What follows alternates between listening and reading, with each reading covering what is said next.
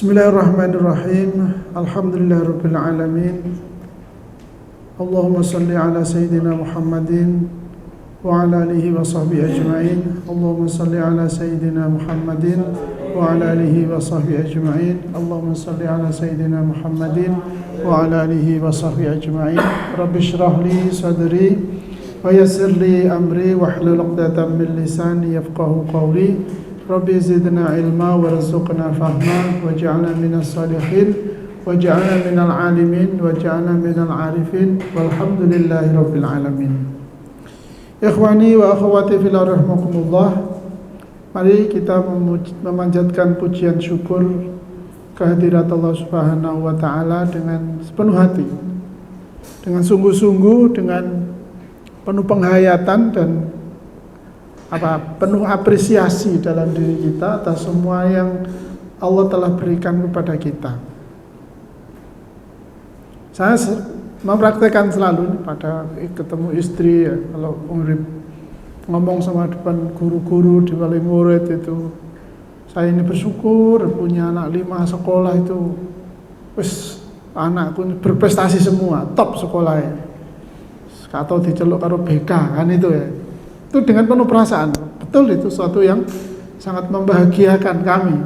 Allah mengkaruniakan 5 orang anak yang sekolah di pondok itu ya bismillah, lancar, sehat ya, loro ya, sekedar untuk film gitu aja. Ini saya tangkap, saya rasakan, saya sharingkan, saya nyatakan pada istri saya, saudara saya, guru-guru di mana saja gitu.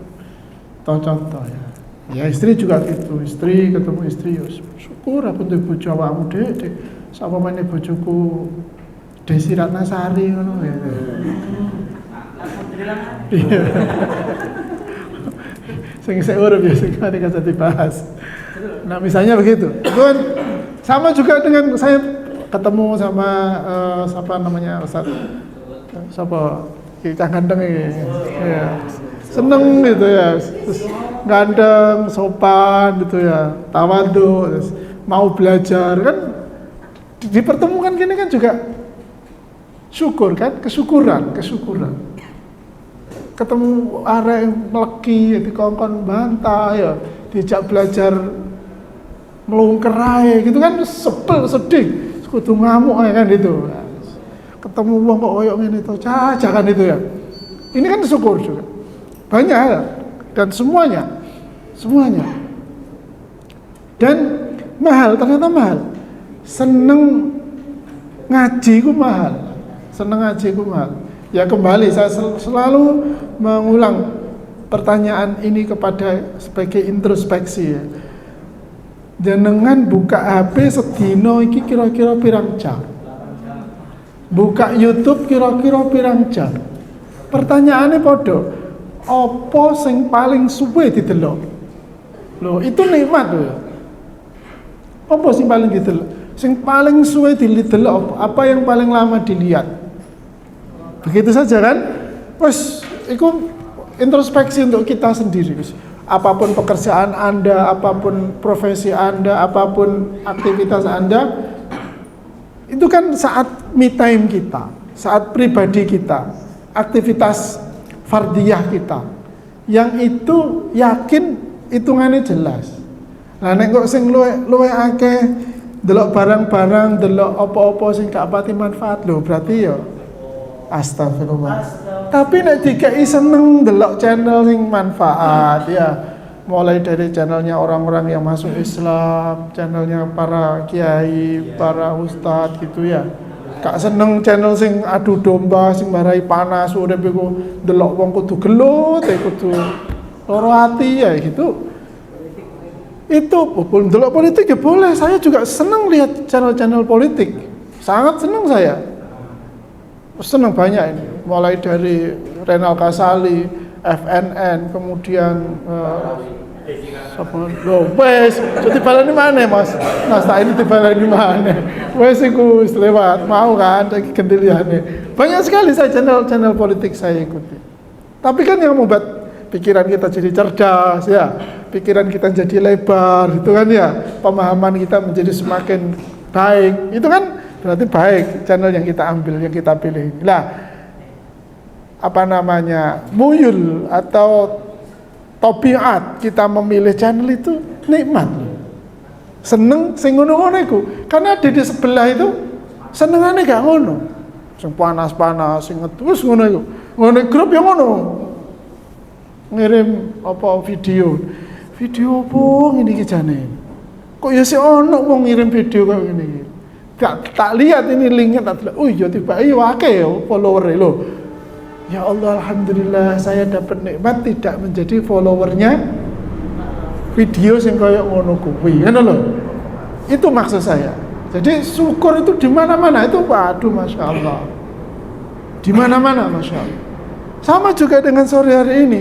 Seandainya waktu ini nanti melapor kepada Allah, mana waktu yang kita habiskan untuk duduk di majelis ilmu? Waktu yang akan bersaksi. Waktu yang akan bersaksi.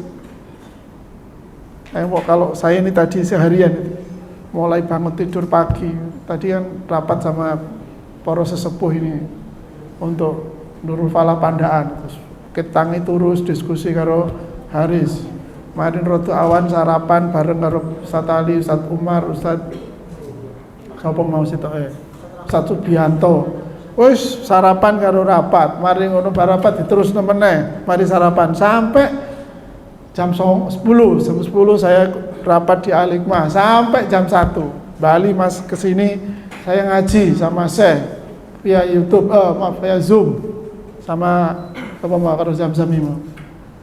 Terus sampai asar, kemudian saya sambil nulis pencerahan artikelnya Nurul Falah di halaman terakhirnya. Sudah hampir selesai tadi, tinggal arep tak kirim kok WA-ne apa ke internetnya kok kayaknya nyambung wis. Enggak setelah omahe. Habis asar kita ngaji ini. Saya merasa ya Allah, saya ini diberi nikmat yang luar biasa. Waktu saya penuh bermanfaat waktu saya. Nah, inilah rasa syukur maksud saya. Ini kalau kita bisa dapat, nanti pulang ya kan begitu terus. Nanti pergi ya kan begitu perasaan kita tertata. Maka sekali lagi alhamdulillah, ojo sampai pedot. Ojo sampai putus. Tak. Saya spill ini. Nanti pencerahan hati saya ini adalah goreng iwak laut. Waktu goreng iya, enggak chef di rumah repot itu goreng iwak gorengan Mas. Ya tak goreng. Nah, goreng iwak laut iki ono ide gitu. Apa isinya? Ya ikut wacana dhewe. Goreng iwak laut itu ono ide, ketemu ide gitu ya. Itu contohnya. Sehingga sekali lagi alhamdulillah, gak ngersu lho bojone njaluk tolong gorengno malah aku iki wong lanang mosok dikon goreng ngono. Mosok ngono kan gitu. Para istri juga berbahagia duwe bojo dikon goreng gelem dan malah seneng loh, itu malah oleh ilmu. Oh kan, masya Allah, bahagianya istri saya, bahagianya istri saya. Salawat dan salam mari kita sanjungan kehadirat junjungan kita Rasulullah Muhammad sallallahu alaihi wasallam. Ojo mandek-mandek. Kita ini membangun rasa cinta kepada Nabi. Nek gorong iso kita bangun rasa kagum kepada Nabi. Kita bangun. Kalau nggak dibangun nggak bisa. Betul, tidak bisa itu. Tidak bisa. Sulit. Nggak sulit sebenarnya. Cuma kita saja yang harus terus memang membangun rasa kagum. Cinta itu sedubur lah. Kagum saja sama Nabi itu. Kagum saja sama Nabi. Kira-kira tahapan kita lah. Kalau sudah cinta itu, masya Allah, disebut jenenge yo nangis. Moco, mengucapkan, melafatkan nama beliau, hati kita bergetar. Gak sampai, gorong sampai ngono kasih waduh kan. Wis seneng tok lah, kagum saja kita ini tahapan sekarang. Sehingga ya seneng mau buka channel tentang cerita tentang Nabi, komentarnya para orang-orang tentang kekagumannya kepada Nabi. Seneng tok ae sih. Nah, dari situlah ikhwan fillah rahimakumullah, dengan kita senang, dengan kita kagum itu ya akan mendorong kita untuk kembali ke yang pertama, bersyukur, ya Allah saya ini kok didekatkan dengan Nabi, kok digawe seneng karo Kanjeng Nabi. Loh, itu kembali lagi ke depan. Karena banyak orang yang di sebelah-sebelah kita ini tidak punya kekaguman kepada Nabi. Tidak punya kekaguman kepada Nabi. Jangan ngomong cinta, kagum aja tidak. Ini sangat penting, sehingga kekaguman itu yang kemudian memunculkan memantik, mendorong, menginspirasi pikiran-pikiran kita, sikap tindak tanduk kita, cara kita bertutur, menginspirasi. Niru sik katowan, niru apa mana, niru wis inspirasi. Dengan inspirasi-inspirasi yang datang dari nasihat-nasihatnya Rasulullah itu, tanpa sadar anaknya dhewe ndelok kok, oh bapakku ngene. Ini gak peduli wong apal Quran karo gak apal Quran lho ya. Sekolah S3, S4 kalau sekolah lulusan SMA gak peduli lho ya. Gajinya 10 juta karo 1 juta gak peduli lho. Anak itu yang dilihat ternyata memang betul, bukan penghasilan kita, bukan jabatan kita di tempat itu. Yang dilihat ya apa yang kita lakukan, apa yang kita ucapkan. Iku kok mesti ditiru anak, mesti masuk dalam diri anak kita. Itu luar biasa itu. Dari mana itu nilai-nilai muncul? Kembali tadi itu, siapa yang menginspirasi kita? Yang menginspirasi public figure sing gak ngena-ngena ya kaya ngono iku anake dhewe. Maka semakin miris kan kita kalau lihat kalau kita melihat berita, membaca berita itu kan miris, ya Allah. Terbaru anak SMP merkosa koncone, mari ngono dipateni. Loh, ayo nangis kita sebagai orang tua, karena kita akan punya anak gitu ya. Anak kita akan bergaul dengan temannya, koncone kaya opo gitu. Tiba-tiba wong tuane malah senengane yo ndelok-ndelok barang-barang konoan-konoan sing gak ngena. Kan menginspirasi itu anak kepada anak-anak. Maka dari itu salawat dan salam mari terus kita sanjungkan kehadirat junjungan kita Rasulullah Muhammad sallallahu alaihi wasallam. Jangan putus. Kalau belum bisa mencintai, mari kita mengagumi. Ya, saya ulangi, kalau belum bisa mencintai, mari kita mengagumi. Nek kudu iso mengagumi, seneng karo apa-apa sing berhubungan terhadap sanjungan pujian kepada Rasulullah Muhammad SAW serta keluarga dan para sahabat semua. Ikhwani fillah wa akhwati fillah rahimakumullah. Sekali lagi saya sangat senang sekali Senin ini bisa berjumpa dengan ikhwan semuanya di majelis ilmu yang kita petik dari kitabnya Syekh Imam Nawawi Al-Bantani, Ibnu Hajar Al-Asqalani dalam Nasha'ihul Ibad. Memang kitab ini menurut saya tidak akan ada habisnya, karena sangat related dengan kehidupan kita.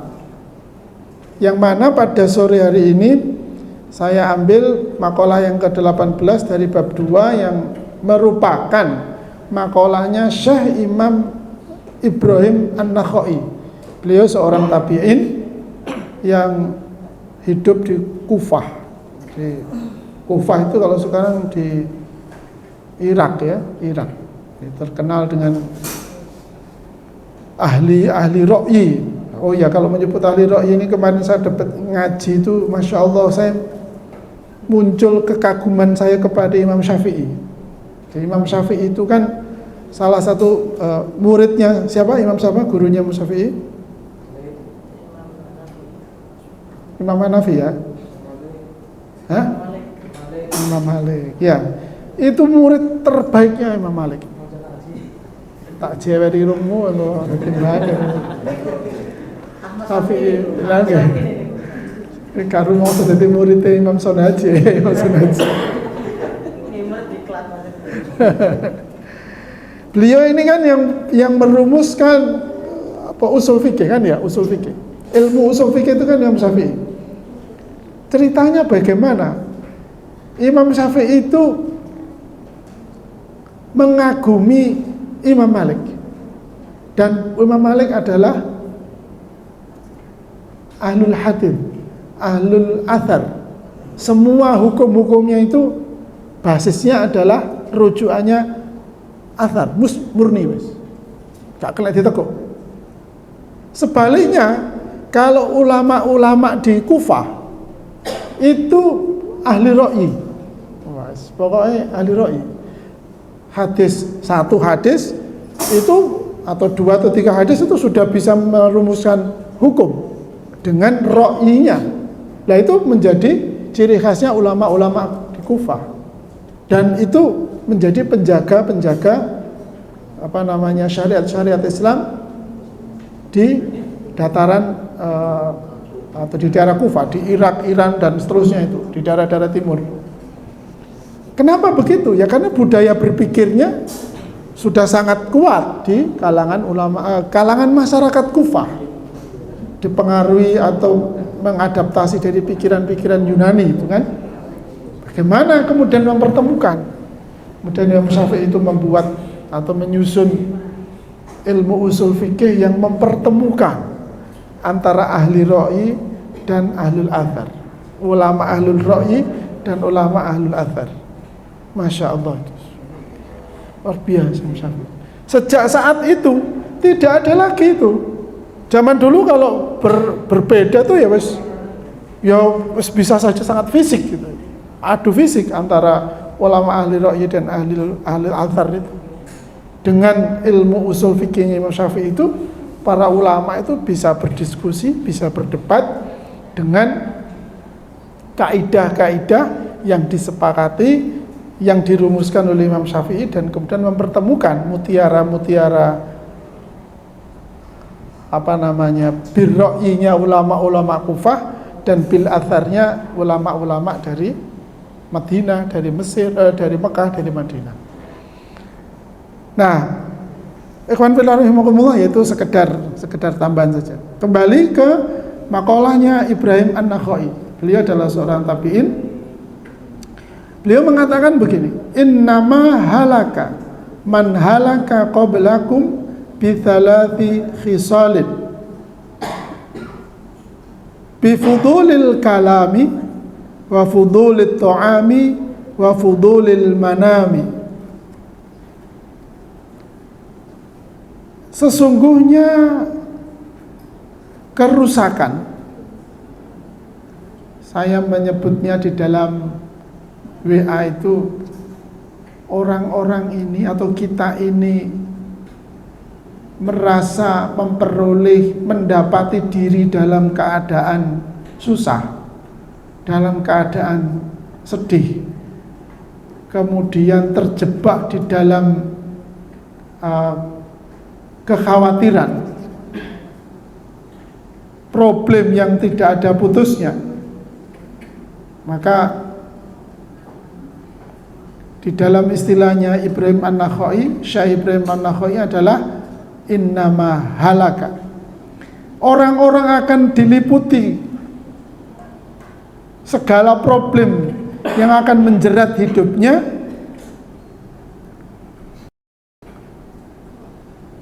apabila ini sudah terjadi pada orang-orang di zaman dulu. Man halaka qablakum.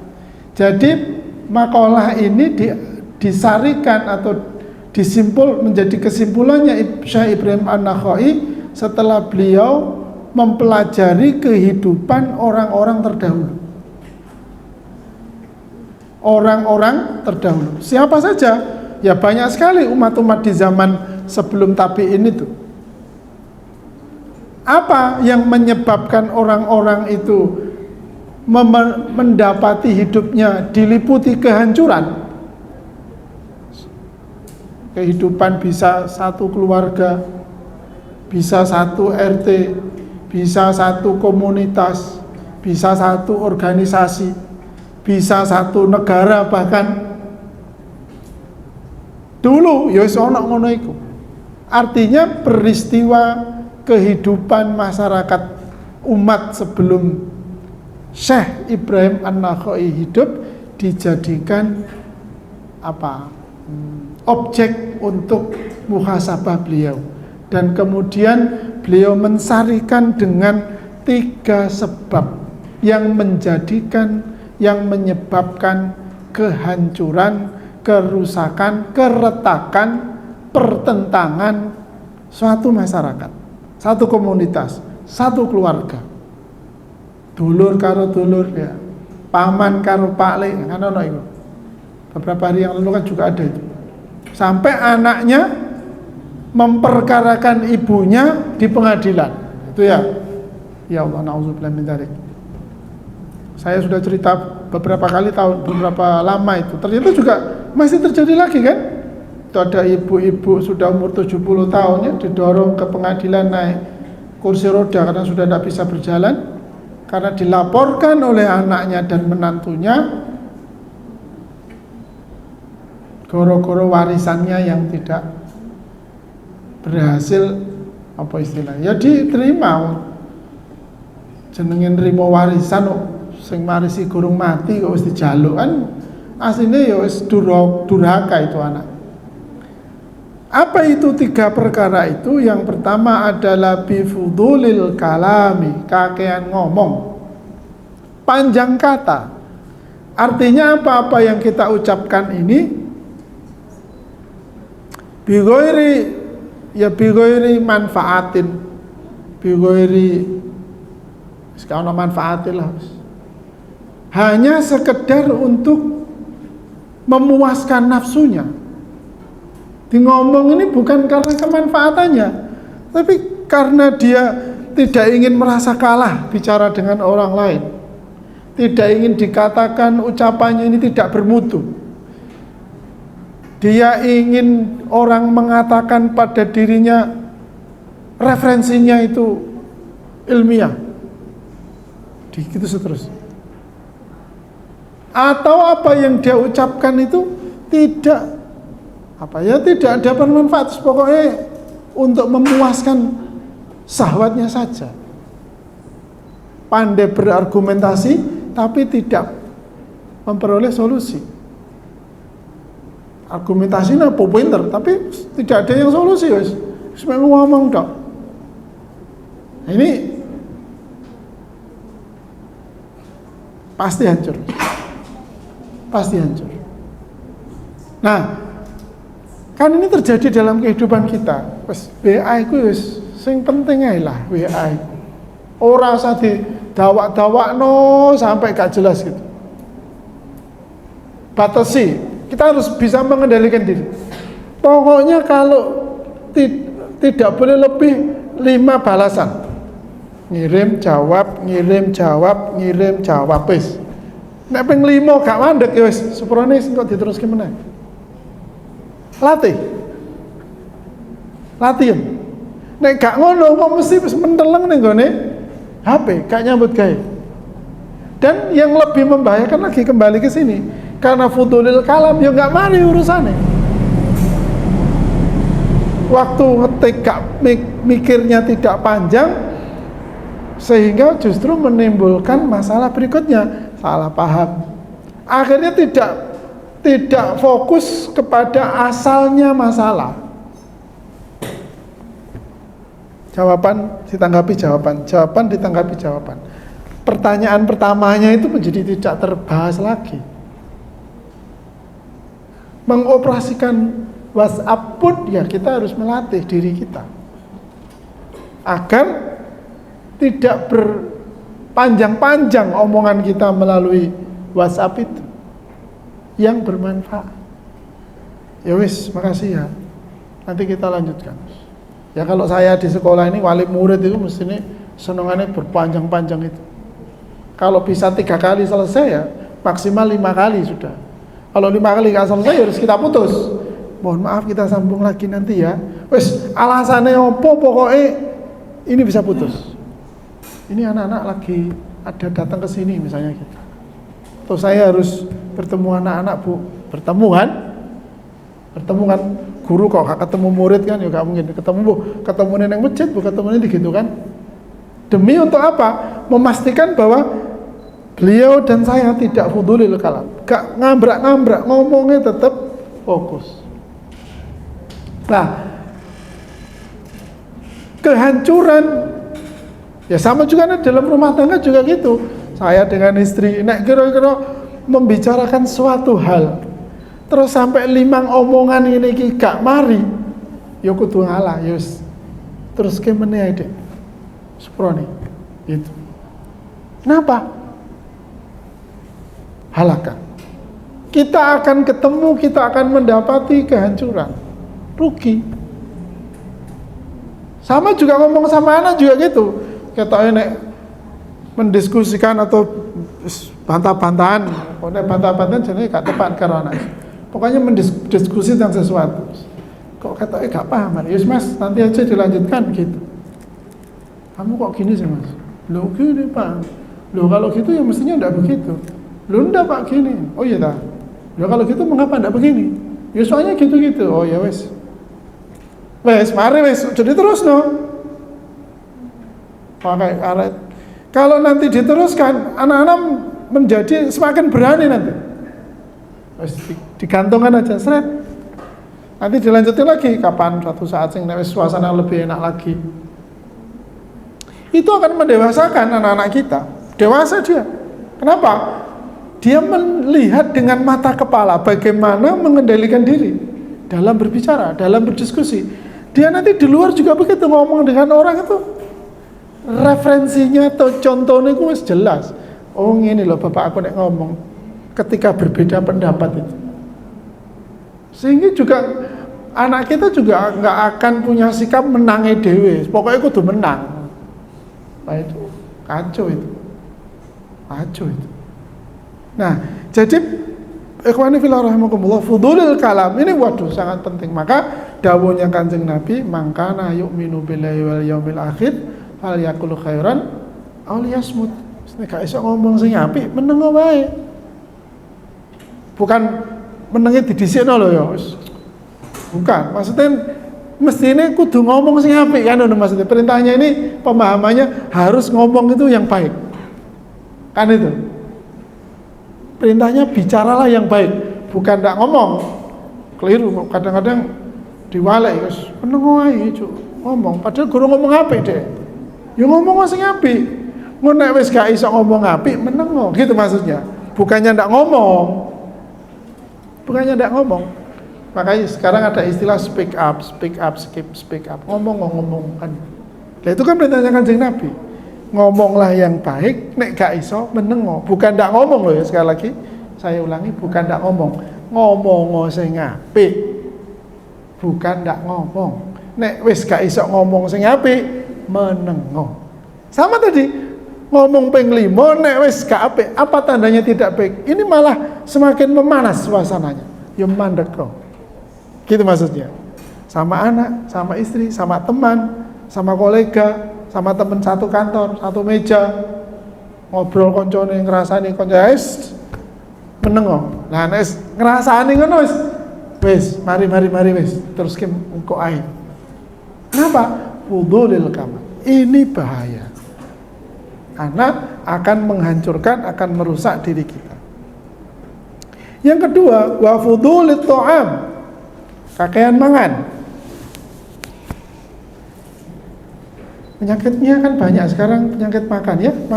Penyakit itu banyaknya itu dari makan kok. Ya. Kok makan? Ya. Wis, makan itu buat aturan pada diri sendiri. Mangan iku aja akeh-akeh. Tengere aja akeh-akeh iki apa? Ya waktunya tertentu. Ya, waktunya tertentu. Itu otomatis. Itu buah kok, itu efek saja. Ya, mbak-mbak ini, akhwat-akhwat ini enggak usah takut, makan saja. Sampai warak. Berhenti sebelum. Tapi yang lebih menentukan ya waktunya. Kalau 3 kali ya 3 kali. Sudah 3 kali. Jamnya tertentu. Bar mangan tutup. Ojo ngemil. Ya. Yang kedua tentu makanannya yang sehat. Dan yang lebih penting lagi ya kudu sing halal. Iki sing rada angel jane halal iki. Saya punya kawan itu. Ya kader, ya konco, ya dulur, ya komplek Pak. Itu suaminya anggota dewan. Si istri ini tidak pernah mau mengambil bayaran bojone, nrimo amplope bojone sing digawa saka kantor. Betul itu dia. Saya ngeluh nang aku. Loh, buktine tambah sehat iki. Apa Mas adik sampean iki? Apa? Gak tau gelem nrimo amplopku. Lah terus apa maksudnya? Ya cerita dia. Pokoknya dia hanya mau ya gajiku sing ning rekening iku tok wis. Nek amplop-amplop ngono gak tau gelem demek blas wis. Gitu jenenge. Lho, iku lak jenenge istri salehah. Lah tapi aku ya bingung lho dhuwitku terus piye apa iki ngono. Lah iku terus baru tak seneni ya. Lah kok niku wis pancet ae wis jelas bojomu ngono ya om gak nurut bojomu. Lah ya akhirnya cerita macam-macam. Wis aku prei maring lho, joko aku prei dadi anggota dewan lah kamu. Luar biasa. Kenapa? Sadar betul bahwa jangan sampai hudul ta'am. Memang kalau ya barang nek haram iku setan iku seneng kan. Terus dikipasi. Kalau sudah dikipasi sama setan, maka makan kita ini bukan karena kebutuhan, tapi karena syahwat kita. Yang kita tahan justru syahwatnya makan. Karena kalau makan itu kebutuhan kita, nggak banyak kebutuhan makan kita itu sesungguhnya. Nabi sudah membuatkan rumus ya, sepertiga air, sepertiga udara, sepertiga makan. Sudah itu pasti wis. Mesti warak wisan. Cukup wisan, cukup. Sehingga kalau waktu yang kita buat itu kita taati, nanti ya tiba waktunya akan terasa lapar. Makan saja sampai hilang laparnya. Nanti begitu sudah hilang laparnya, berhenti. Nanti tiba waktunya akan lapar lagi. Makan, nikmatnya makan di situ kita dapatkan. Beda meneh aku mulai ning Ngawi. Kalau saya pulang ke Ngawi ini makan saya ini bukan karena makan lapar, makan menyenangkan ibu saya. Sikus, menyenangkan ibu, mau parang dimasakno gorong luwe digorengno gedang. Belum habis gedang digorengno jatah wis. Mem iki wis tak goreng nang maam nggih gitu. Gak nggih. Sore ndang maam ngobengi nang ditukokno tepo. Wong Ngawi ana tepo. Lontong kecap itu. Itu kok marisan ditukokno karo adikmu tepo. Nggih, wis ngono wis. Jadi bisa makan 5-6 kali itu kalau saya pulang ke Ngawi. Pagi sebelum sarapan sudah mau sejata, gedang goreng, semua macam-macam wis. Pulang tuh mesti ya Allah weteng kira loro kabeh. Tapi ya itu tadi karena Nawi itu nyenengno ibu. Selesai ya sampai kembali ke Surabaya ya sudah kembali normal lagi. Itu saya sadari dan maka saya kendalikan. Kenapa? Sekali lagi saudara-saudaraku semuanya, opo gak seneng antum itu menjadi orang kayak saya begini. Umur 56 sehat. Mangan opo ae oke. Sakit ya biasa loro patuk pilek lah. Jak mlayu oke, sepedaan yes. Apa meneh? Munggah gunung ayo wanita. Ayo. Kalau saya ada teman main ke Batu itu kasihan. Perasaan saya di jalan itu sudah pelan itu dia sudah banter-banter tapi menggeh-menggeh. Saya sampai ini sudah menggeh. Oh, kata itu dilarang menyebut nama. Ya Allah saya bersyukur ya Allah diparingi sehat. Mangan opo wis merasakan nikmat. Wis barang wis. Sing rada angel aku mangan iku capce. Pak Nastain, capce iku sampai saiki wis mbuh wis gak iso mlebu iku capce. Piye carane mangan iku? Iya. Karo salad terus iku wis nek salat maghrib ngono oke. Salad itu wis bingung aku. Ya loro iku tok biasa sing mangel mlebune. Tapi oke aja yang lain. Nah, artinya bifudulil ta'am ini satu tentu bukan makanan yang haram. Yang kedua jumlahnya tidak berlebihan, waktunya tertentu. Semua sudah terukur kan? Tidak berlebihan itu artinya apa? Aja mangan berhentilah sebelum kenyang. Istilahnya Rasulullah ya, untuk menegakkan punggung kan gitu saja. Ben gak luwe ngono tok. Waktu tertentu. Atur waktu. Maka saya sarankan, saya ajak kawan-kawan semuanya, ikhwan akhwat semuanya, mari kita berpuasa. Sunnah. Lakukan puasa sunnah. Terus apa yang terserah wis. Pokoknya puasa sunnah mutlak ya oleh. Mumpung burung sarapan wis aku niat poso saiki bismillah poso ae. Karuan nek poso. Karuan. Jadi yang pasti yuk akhirnya kan juga begitu, perang besar terjadi kan ya karena rebutan makanan kan, sumber makanan. Makanya saudara-saudaraku yang dirahmati oleh Allah, negeri kita ini tidak akan pernah berhenti. Sing mburi meneng sik ya. Halo. Mbak, berhenti dulu dong bicaranya. Iya. Ya. Tidak berhenti ya, negara-negara bangsa-bangsa lain ini menguasai negara kita. Kenapa? Karena sumber alam akan habis. Dan selama menjadi manusia hidup pasti tetap akan membutuhkan bahan makanan. Dan di negeri kita ini Allah karuniakan menjadi tempat, menjadi tanah tumbuhnya beragam-ragam kebutuhan makan manusia di muka bumi ini. Maka dari itu kita bersyukur diciptakan oleh Allah di negeri yang dipenuhi dengan kesuburan. Tetapi tidak boleh fudulil ta'am, artinya apa? Ya berlebih-lebihan sampai kita tidak mempedulikan sustenabilitasnya, kesinambungannya. Apa dirusak kayak ngene iki. Ya Allah, naudzubillah min dzalik. Sebuah biaya ceritanya muka-muka saja. Maka tolong sampaikan kepada anak-anak kita semuanya, jangan sampai mereka menjadi orang yang mendukung dirusaknya sumber-sumber makanan dalam kehidupan kita. Beras, macam-macam lah di kehidupan itu, jagung dan sebagainya. Yang ketiga yaitu wafudulil manam, kakean turu, mager, ya mager, dan ini menjadi komoditi sekarang. Murid-murid kita ini, anak-anak kita ini, Gen Z ini banyak menjadi objek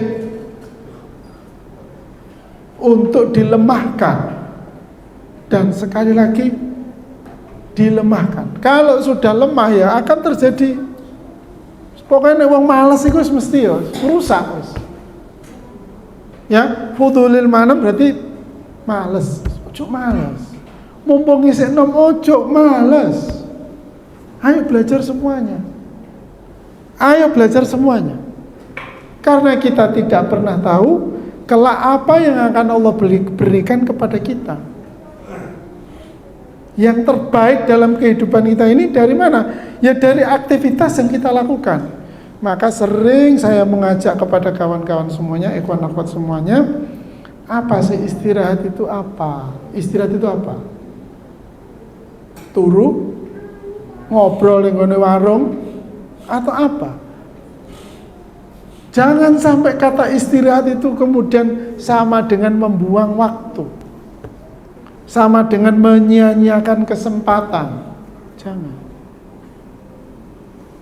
bangun dalam diri kita komitmen bahwa istirahat itu adalah kata kerja, maka bergantinya pekerjaan sesungguhnya dari istirahat kita. Makanya kalau pekerjaan kita ini cuma satu, eman-eman, harus banyak pekerjaan kita ini, harus banyak yang kita urus. Siji ben gak males, loro ben gak stres. Stres itu kenapa? Karena siji sing diurus tapi sampai detail, sampai jemberu gitu dipikir, stres. Tapi kalau yang kita kerjakan ini banyak, nanti dengan sendirinya proses hidup kita akan membawa yang mana yang akan menjadi fokus kita. Penek nom-nom ini yus, ojo sitok dhisik. Rozi ki kuliah tarbiyah tapi saiki dadi jagoan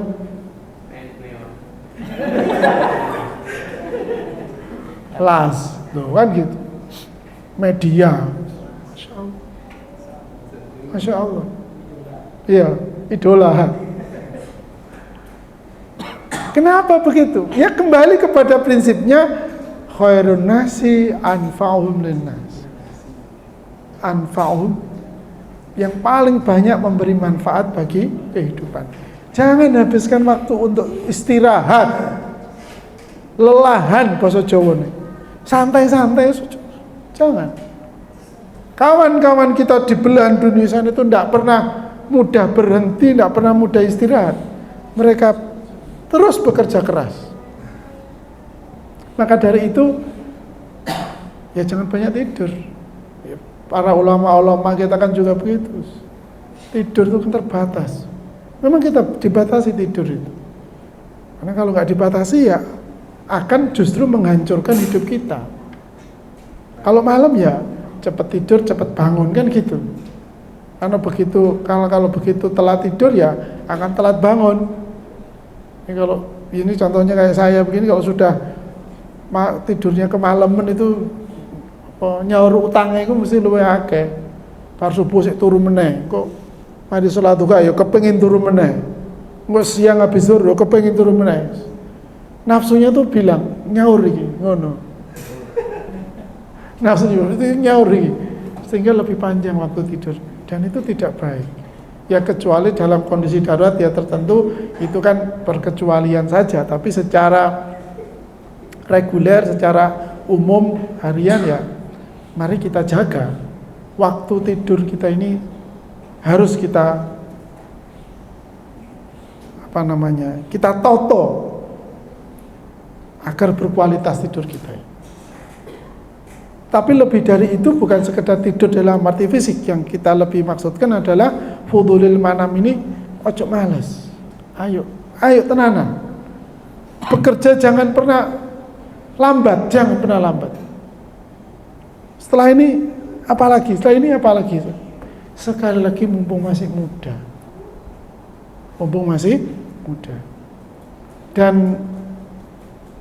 ini kan juga melakukan gebrakan baru kita kan dengan pesantren Nurul Falah 2 Pandaan ini. Di camp bahasa Inggris saulan. Ben pinter bahasa Inggris. Sak gurune coba. Kalah kok karo arek Pandaan Mas. Rono gak iso bahasa Inggris ngisin-ngisini ya. Santrine jagoan bahasa Inggris kabeh. Qur'ane apik bahasa Inggris. Untuk apa? Ya biar jangkauannya bisa, mimpinya bisa lebih besar lagi. Anfaknya ini bisa lebih luas lagi. Nurul Falah ini bisa bener-bener mendunia. Tilawati ketemu karo wong Hongkong kok basa Jawa lho. Mbok yo basa Cina keren kan itu toh. Tilawati ini dibawa ke Inggris pakai bahasa Inggris. Masya Allah.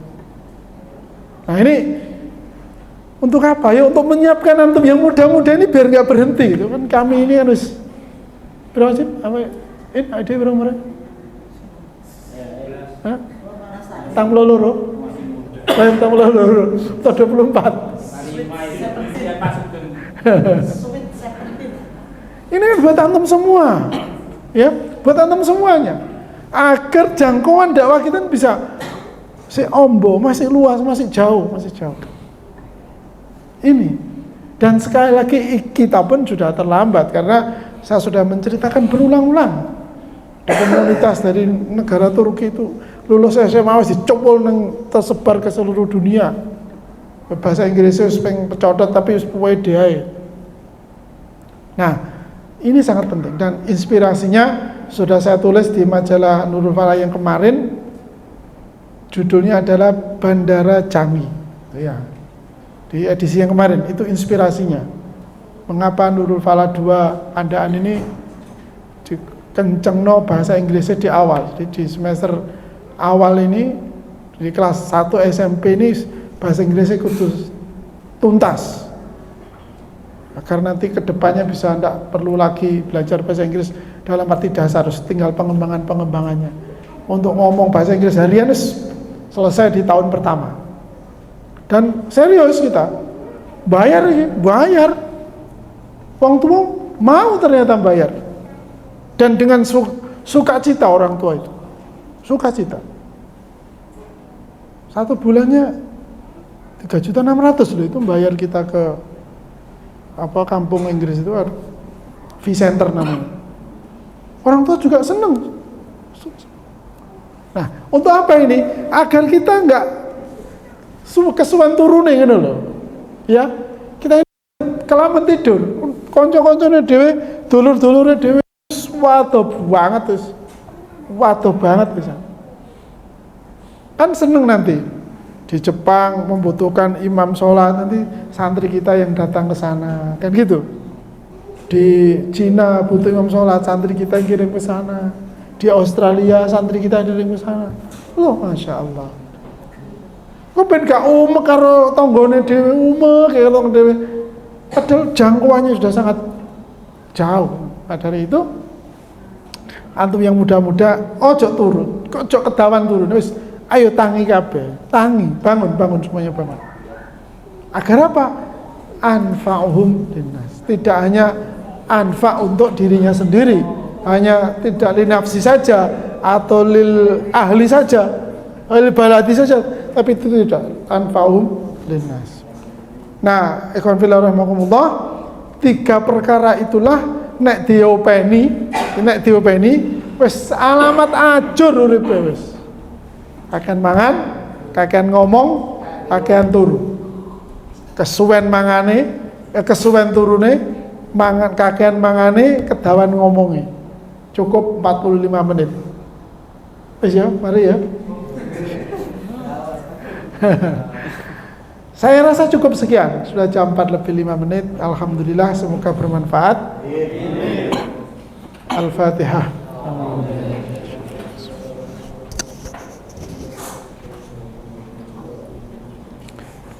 Rabbana anfa'na bima 'allamtana wa 'allimna ma yanfa'una wa zidna ilma walhamdulillah ala kulli hal. Allahumma rabbana anfa'na bima 'allamtana wa 'allimna ma yanfa'una wa zidna ilma walhamdulillah ala kulli hal.